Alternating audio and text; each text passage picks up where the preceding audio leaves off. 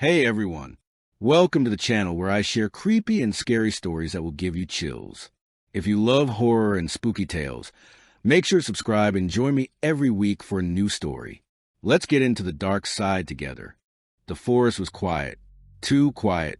Elias had lived in these woods for nearly a decade, tucked away in a cabin he built with his own hands after leaving the city behind. Silence was never unusual here. The pines muffled the wind, the ground softened footsteps, and the nearest road was a good 20 miles away.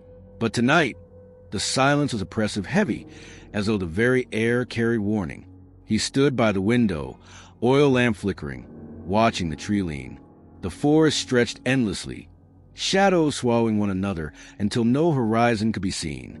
Normally, he would have gone to bed after a long day of chopping wood and tending to the small greenhouse that kept him fed. But not tonight, because tonight he saw something move. At first, he thought it was just a sway of branches, but then it stepped forward, slow, deliberate. A man, or at least it seemed like one, walking between the trees. His gait was uneven, shoulders hunched, head jerking as if listening to something Elias couldn't hear. The stranger stopped at the edge of the clearing, just before the moonlight touched him. Elias squinted. Who the hell wanders this deep at night? Elias muttered. The figure stood still for nearly a full minute, then tilted its head, unnaturally far, like an owl turned to face prey. Elias's heart skipped. He backed from the window and reached for the shotgun mounted above the door. He hadn't used it in years, but the weight of it in his hands felt steadying. Then a knock, not at the door, at the window. 3 sharp raps against the glass. Elias spun, lamp swaying, and froze. The stranger's face was pressed to the window, but it wasn't a face. It was stretched, skin pale, almost translucent, like wax melting down a skull. Eyes too wide, pupils trembling, as though dozens of tiny movements fought for control. Its mouth opened slowly, revealing teeth that looked less like human molars and more like splinters of bone shoved into gums. And then it spoke. "Do not move." Elias raised the shotgun, finger tightening on the trigger, but something inside him, the primal part of the brain that knew when it was prey, screamed not to. The voice hadn't come through the glass. It had rung inside his head. The creature's lips didn't move again, but the words echoed clearly. "They are coming." Before Elias could react, another sound emerged, not from the cabin, but from the woods behind the stranger. A rumble, low, guttural, like the sound of earth splitting open. Then came the steps, heavy, deliberate thuds that shook the ground, branches snapping like toothpicks. Elias staggered back, nearly dropping his weapon. The stranger at the window twitched violently, as though terrified, and whispered one more thought directly into Elias's mind. "Hide." And then it was gone, vanished into the dark. The steps grew louder, closer. Elias ran to the lantern, snuffed it out, and dropped to the floor, clutching the shotgun. Through the cracks of the wooden shutters, pale moonlight revealed movement in the clearing. He wished he hadn't looked. Towering shapes emerged from the tree lean, each one at least 4 times the height of a man. Their forms were vague, almost blending into the night, but their outlines were unmistakable. Elongated limbs, torsos bending unnaturally, heads that turned without sound. They moved with dreadful patience, like predators who had no reason to rush. And then Elias realized why the forest had gone silent. Everything else had fled. The giants stopped just beyond the cabin, their faces hidden in shadow. Elias's breath hitched.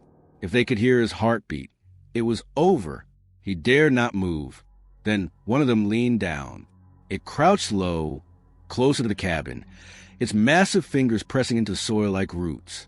Elias could see its face now, pale and shifting, covered in countless faint impressions. Faces, dozens of them, mouths silently opening and closing, eyes rolling beneath stretched skin. He wanted to scream, but something deep inside warned him. Silence meant survival. The giant sniffed the air, then straightened. Without a sound, it turned back toward the forest. The others followed, their massive frames dissolving into the dark until only the echo of their weight remained. Elias stayed frozen on the floor for nearly an hour before daring to breathe fully again. When he finally rose, his body trembling, he whispered into the empty cabin, "What the hell are you?" But in the back of his mind, the voice of the stranger lingered. "They are coming." Elias slowly rose from the ground, still trembling. The silence of the night had become filled with echoes of the giant's footsteps. He didn't know how to explain it logically, but one thing was certain. These were no ordinary creatures. Somehow, they moved beyond the laws of nature. An old sign at the threshold of the door caught his eye. "Do not break the silence of the forest. Purgatory awaits." It didn't take him long to realize how old the writing was. The wood had rotted, and the letters were almost erased. But there was a fragment of truth. There in that darkness, a door awaited. Elias had lived alone for years, yet he had never felt as alone as he did now. Footsteps sounded, lighter, closer to human footsteps. Elias quietly approached the window and peered out, his eyes adjusting to the faint light. People were coming, a group of 15 in total. Some carried flashlights, while others moved silently through the darkness. Elias opened the door and stepped outside quietly. He met the group's gaze.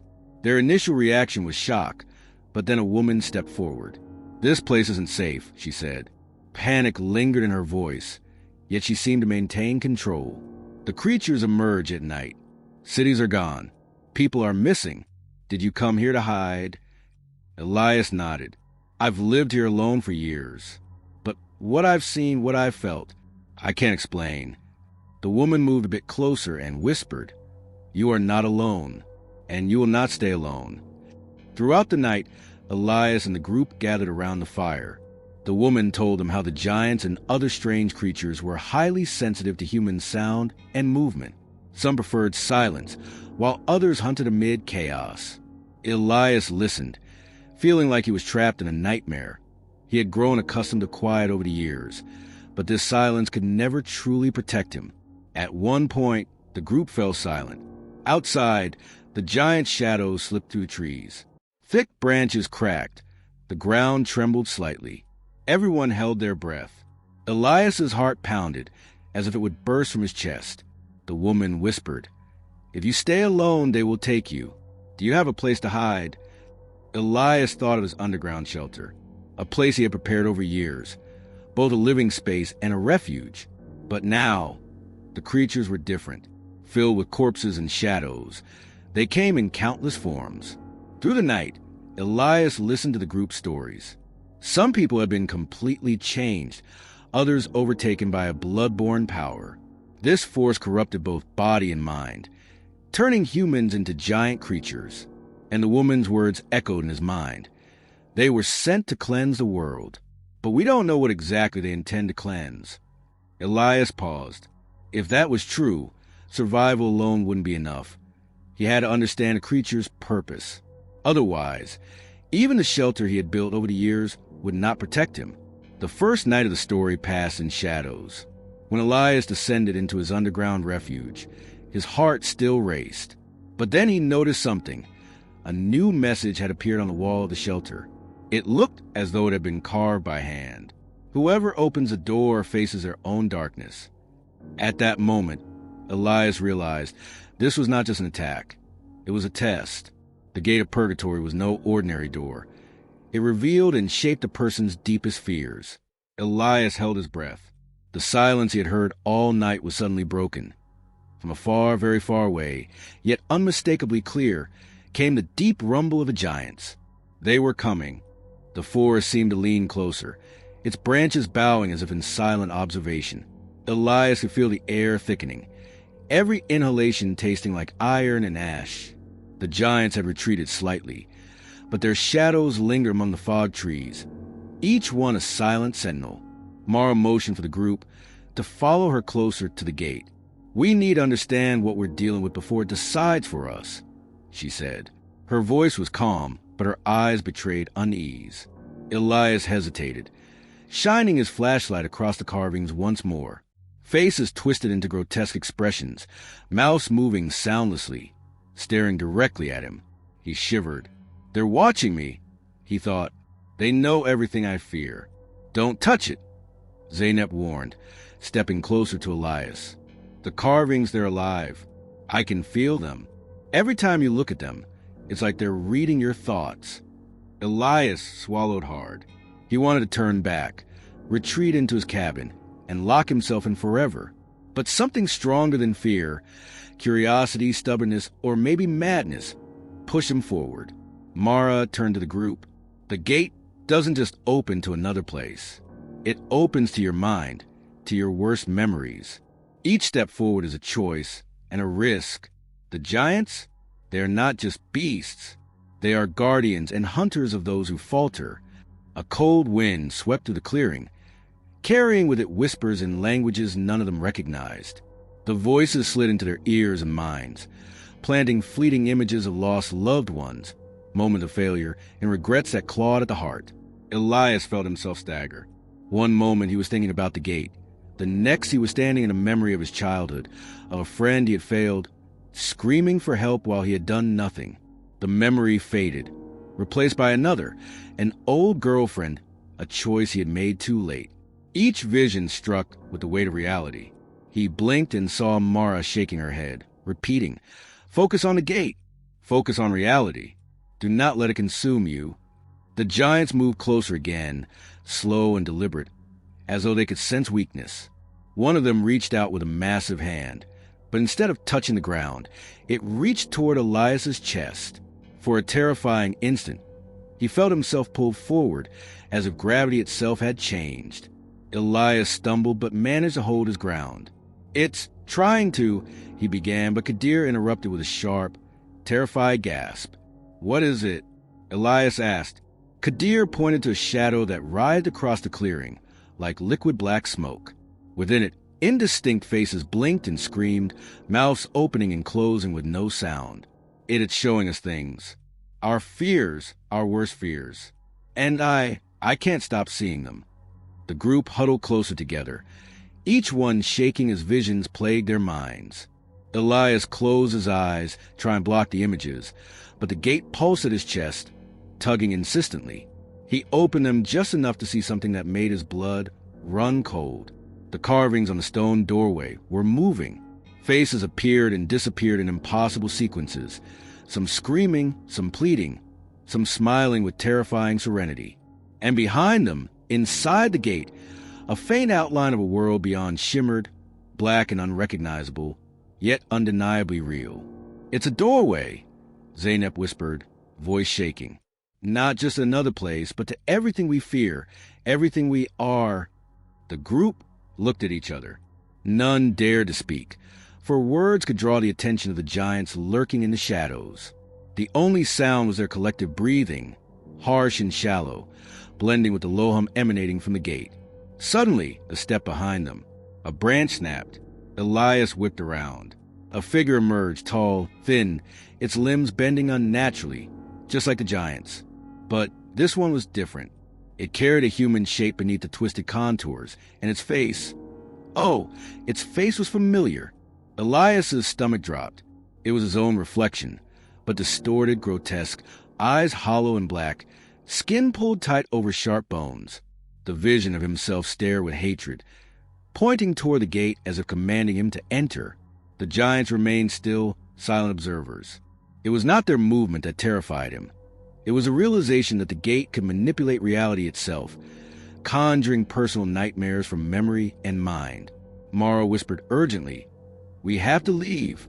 Now, before it learns too much about us, before it decides we are ready or unworthy."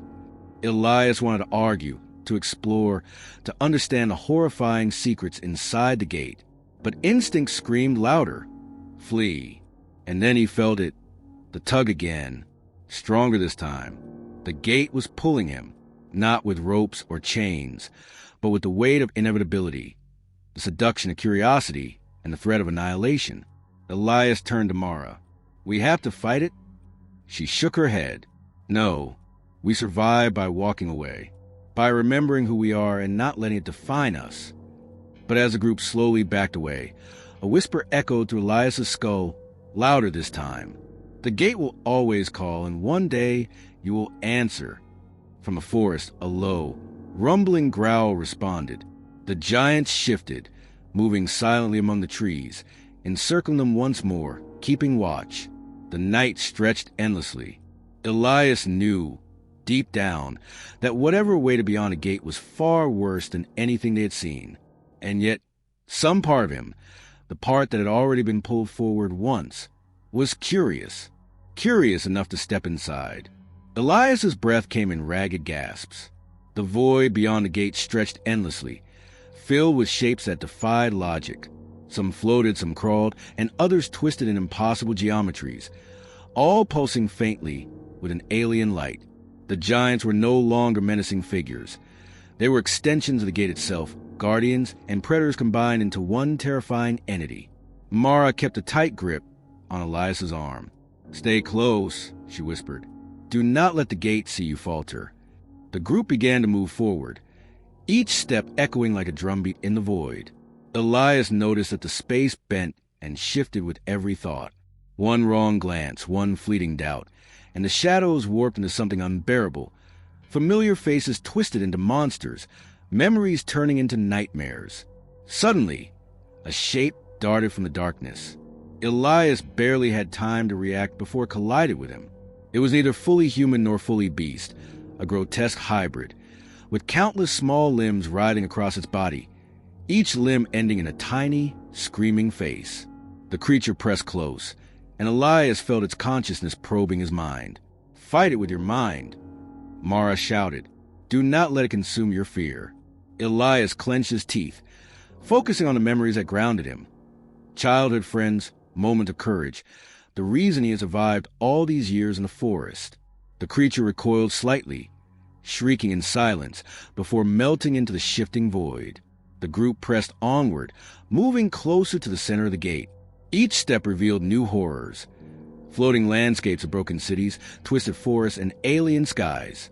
Shadows of humans walked alongside alien creatures, unaware that they were constructs, trapped in endless loops of suffering. Elias finally understood. The gate was not just a doorway. It was a mechanism for judgment, a filter for what the alien intelligence considered unworthy. Those who faltered were consumed, their essence feeding the constructs and growing the gate's influence. Mara stopped suddenly. "Look," she whispered, pointing ahead. At the center of the void floated a massive monolith, black as obsidian, pulsing with light from within.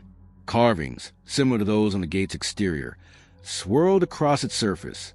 Faces, hands, and alien glyphs merged and separated in a hypnotic rhythm. The monolith seemed alive, aware of every thought the group had. "This is it," Mara said softly. "The source, the heart of the gate. Everything we've seen, every nightmare, it flows from this." Elias felt a tug stronger than ever before. The monolith called to him, offering knowledge, power, and understanding. He had a fleeting vision of a universe, of civilizations beyond Earth, of beings older than time itself. And yet, behind the allure, he sensed a hunger, an unquenchable need to consume all who dared approach. "Do not go alone," Mara warned. "We have to confront it together. Only unity can resist the gate's hunger." The giants, or extensions of the gate, began to circle the monolith, their movements deliberate and terrifying. Shadows stretched across the void, reaching for the group. Elias felt the pull of the gate intensifying, tugging not just at him but at every fiber of their beings. The first to falter was Samir, his mind filled with visions of failure and loss. He screamed, not audibly, but inside, as the gate reached for his essence. Elias and Mara lunged, pulling him back, grounding him in reality. "Focus," Mara shouted. "The gate cannot claim those who resist together." Elias locked eyes with her. He realized then that survival wasn't just about avoiding the monsters. It was about confronting the gate itself. The monolith pulsed, sensing their resolve, and the void responded. Shapes twisted violently, landscapes collapsed and reformed, and yet the group stood firm. Finally, Elias understood the terrifying truth. The gate and its constructs were not simply testing fear. They were studying it. They were cataloging the weaknesses, the potential, the essence of humanity itself. And the aliens behind it were preparing for something far greater. As the monolith pulsed again, the gate whispered directly into Elias's mind. "The time will come and all will be revealed." Elias clenched his fists. "We're not done yet," he said, voice trembling but resolute. Mara nodded. "No, not yet. But soon we will see what waits beyond fear itself." The void around them shivered, and the shadows of the giants loomed closer, anticipation radiating from their forms. Elias realized with a cold certainty. The journey through the gate had only begun, and the horrors awaiting them were far beyond imagination. The glowing path beneath their feet seemed endless, stretching through impossible dimensions that twisted the mind. Shapes darted across their vision, some fleeting, some lingering, each more grotesque than the last. Elias could feel the gate watching, calculating, learning. Mara's voice cut through the oppressive silence. "Keep your focus. Every fear it shows us is a tool. It wants to dissect us, to see what makes us weak." Elias glanced at the group. Each face was pale, eyes wide, sweat glistening on their skin despite the void's lack of temperature. The shadows of the giants move along the edges, silent and unyielding, their forms flickering between human and alien. As they advanced, Zaynep froze. "Look, over there," she whispered. Ahead, a pool of black liquid reflected their images, but distorted. Faces swirled in the liquid, mouths opening and closing in silent screams, eyes filled with intelligence and malice. Elias recognized a few, figures from their past, people long gone, twisted into alien forms. "It's showing us what it can make of us," Elias muttered. "If we falter—" Suddenly, the path shifted violently. The floor beneath them became unstable, rising and falling like waves. The monolith's hum grew louder, vibrating in their chests. The giants closed in, and Elias realized something terrifying. The gate could manipulate not just space, but time and perception. A vision struck Elias. He saw a city in flames, skyscrapers bending, streets crawling with alien constructs. Humans ran blindly, their screams blending with the mechanical hum of the invaders. And then he saw it clearly. The aliens behind the gate were not here for study alone. They were here to cleanse, to reset Earth. Mara grabbed his arm. "It's showing us the outcome, the future if we fail. But it can't win if we resist together." Elias nodded, swallowing the panic rising in his throat. The gate pulsed again, and this time, the giants reacted as alive, shifting into forms that mirrored their deepest fears. Elias could see his own reflection in one, a monstrous version of himself, claws elongated, eyes hollow and black, whispering promises of surrender. "Don't listen," Mara urged. "It's a test of will, Elias. Your mind is its battlefield." He forced himself to focus, recalling his time surviving in the desolate forests, the years of solitude and resourcefulness. The monstrous reflection recoiled, shrieking silently before melting into the void. The group moved forward, step by step, the path shifting beneath them. They entered a chamber within the void, a circular space surrounding the monolith, which now pulsed with an intensity that lit the entire area. Symbols danced across its surface, alien glyphs, incomprehensible and beautiful, but dripping with menace. This is the core," Zaynep whispered. "Everything emanates from here." A low, resonant voice filled their minds, not words, but understanding. It was a communication without language, a thought transferred directly into consciousness. "Your world is an experiment. Your fear, your courage, your choices, they feed the construct. We are preparing the next stage. Only those who endure may live. Others will be absorbed, remade, or removed." Elias staggered. The truth was undeniable. The giants, the gate, the void, they were extensions of an alien intelligence beyond human comprehension. Earth was not just a home, it was a testing ground. Humanity was observed, measured, and culled. Mara steadied him. "We don't have to submit. Together, we can resist, or at least survive long enough to find a way out." Elias looked at the monolith. He realized the gate's hunger was not just for fear, but for adaptation. Every test, every vision, every manifestation of their worst nightmares. It was building something, evolving something, preparing for a cleansing beyond comprehension. Suddenly, the monolith pulsed violently and the void trembled. Shadows darted toward the group, their forms solidifying into grotesque hybrids of human and alien anatomy. The giants moved closer, circling them with predatory precision. Elias gritted his teeth. We face it. Whatever it is, whatever waits, we face it together. Mara nodded. And we fight with more than weapons, with our minds, our will, and our unity. The gate feeds on division, fear, and doubt. We will not give it that. As they prepare for confrontation, the monolith pulsed one final time, its voice in their minds louder than ever. The trial is far from over. Fear will become reality, and reality will become fear. Only the strongest will pass. The rest will become part of the design. The void around them shimmered. The pathway ahead stretched infinitely, leading deeper into the gate's heart, where unimaginable horrors and revelations awaited. Elias understood one thing clearly. Whatever lay ahead, there was no turning back. Humanity's fate and their own depended entirely on their courage to face the gate. The void seemed to stretch endlessly, each step forward a test of both body and mind. The glowing path beneath them twisted, warped, and shifted with their thoughts, a tangible reflection of their fears.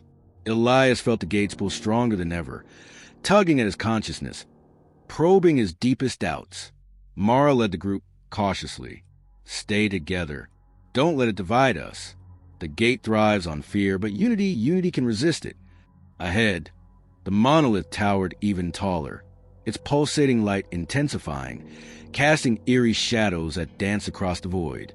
The alien glyphs covering its surface seemed alive, constantly shifting, morphing into shapes that reflected the group's memories and fears. Zainab stepped closer. It's reacting to us, she whispered. Every emotion we feel, it feeds on it, but it also learns from it. It's evolving. Elias clenched his fists.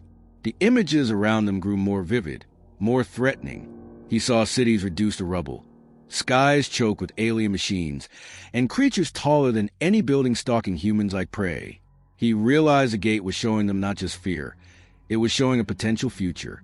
Suddenly, the giants, extensions of the gate itself, moved closer, their bodies twisted impossibly, limbs bending at unnatural angles, faces forming countless smaller faces that screamed silently.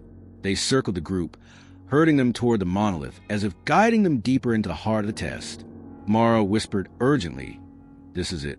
We have to confront it now.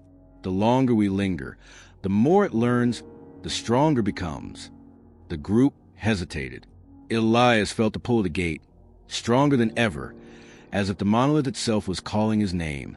It offered knowledge, power, and understanding, but beneath the allure, a dangerous hunger simmered, ready to consume any who faltered. Elias took a deep breath. "We face it together," he said firmly. "No one falls behind." They stepped forward onto a narrow bridge of light, leading to the monolith's base.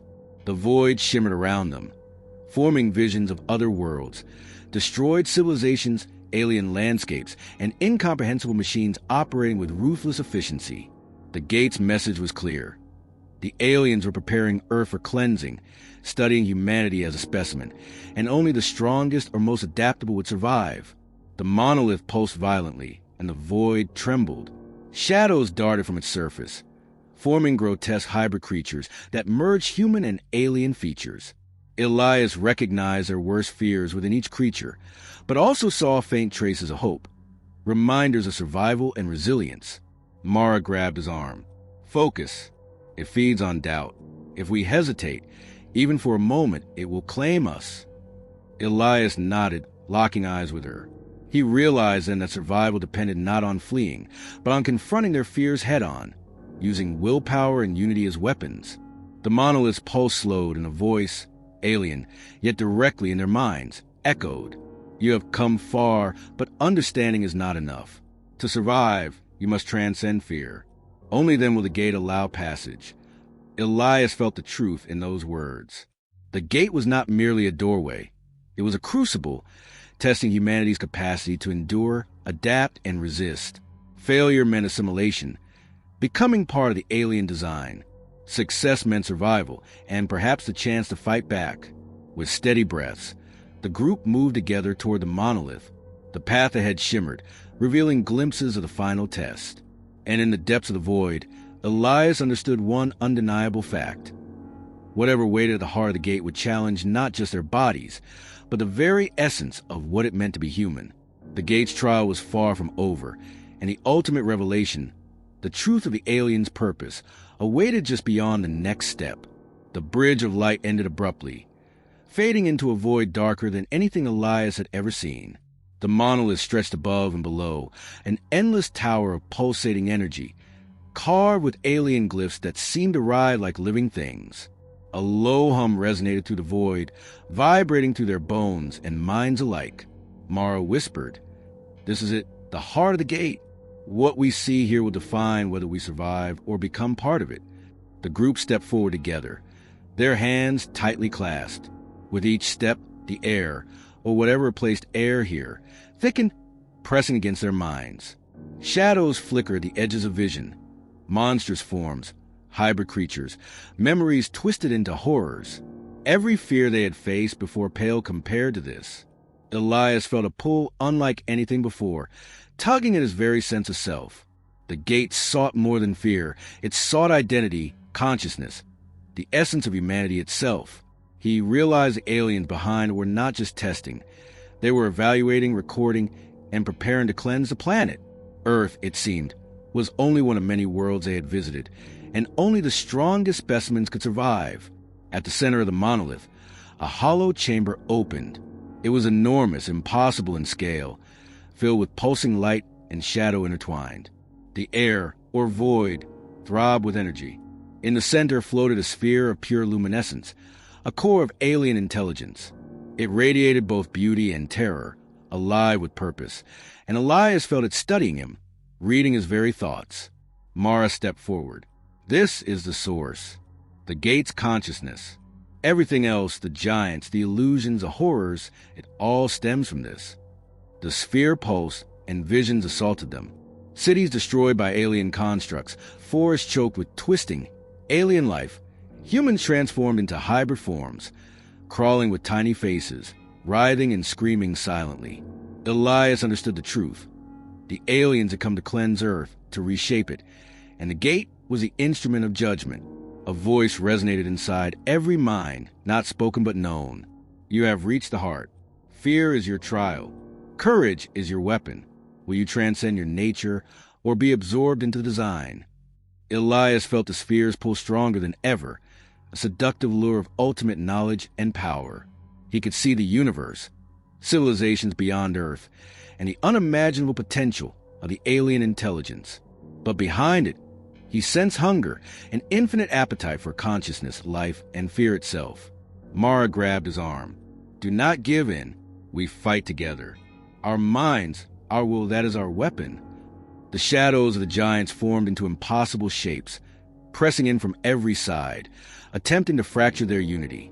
But Elias focused, recalling his life in the desolate forest, the years of solitude, survival, and resilience. One by one, the others did the same, focusing on strength, unity, and defiance. The sphere pulsed violently, then contracted, as if acknowledging their resistance. A voice, calmer now, yet infinitely powerful, echoed in their minds. "So be it. Those who endure may survive. Those who falter will be integrated. Humanity is under evaluation." Elias realized with dawning horror and awe, the aliens were not simply invaders. They were evaluators, cleansing worlds of weakness and inefficiency, preparing planets for a higher order, and Earth was next. Yet, the gate had granted them one chance, to prove resilience, to fight not with weapons, but with courage, unity, and willpower. The monolith shimmered, opening a pathway outward. The void beyond twisted into new landscapes, both terrifying and full of potential. Mara whispered, "This is our chance. If we take it together, we might survive, and perhaps find a way to fight back." Elias nodded, heart pounding. They had faced fear itself, confronted the alien consciousness, and survived. But one thing was clear. The true challenge was only beginning, and the aliens' purpose on Earth, its cleansing, its trial, was far from over. Step by step, the group advanced toward the unknown, prepared to confront whatever the gate and the alien intelligence had planned next. The void stretched endlessly as the group stepped closer to the monolith's core. The path shimmered beneath them, but now it pulsed with a rhythm Elias could feel in his bones. It was no longer just testing fear. It was measuring will unity and the essence of humanity itself. Mara spoke quietly, her voice tense. We've come this far. Whatever happens next, stay together. Ahead, the sphere of pure light, the heart of the gate, expanded, illuminating shapes and forms unlike anything they had seen. Entire civilizations, planets, and alien constructs floated within the light. And then Elias saw it. Humans twisted and absorbed into alien forms, floating as energy and consciousness, part of a network connecting worlds. The monolith's voice echoed inside their minds, calm yet terrifying. Earth is under evaluation. Humanity has potential, but weakness abounds. Those who fail will be integrated. Those who succeed may influence the design. You have endured, but now you must choose. Elias felt the pull of knowledge, power, and understanding. The universe unfolded before him, its vastness, civilizations beyond imagination, and the aliens' true goal, not merely conquest, but cleansing and reordering worlds to remove inefficiency and vulnerability. Earth was next, Mara whispered. It's giving us a choice, but at what cost? Suddenly, the shadows of the giants closed in, forming a ring around the group. Their forms shifted, no longer monsters alone. They became mirrors of each person's deepest fears.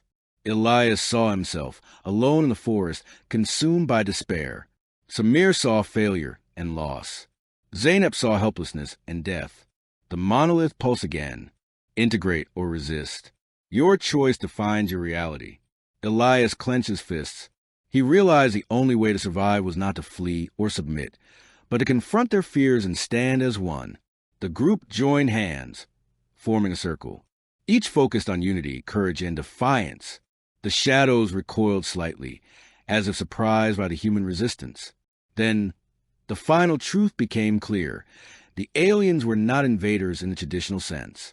They were evaluators, cleansing worlds of weakness, observing life forms, and preparing planets for a higher order of existence. Humanity's resilience determined whether they would be preserved, transformed, or absorbed. The monolith pulsed violently, then split the void into two paths, one leading to survival and understanding, the other to assimilation and eternal consumption. Mara looked at Elias. We have to choose together. We can't be divided or we lose everything. Elias nodded. We step forward, united. Whatever awaits, we face it together. Step by step, they advanced. The void twisted around them, showing visions of a possible future where Earth survived, humans adapted, and the aliens' purpose evolved into a partnership rather than destruction. The monolith's hum became harmonious, no longer threatening, but acknowledging their defiance and strength. As they reached the end of the path, Elias realized a shocking twist. The gate had not merely been a test of fear. It had been a trial of humanity's potential.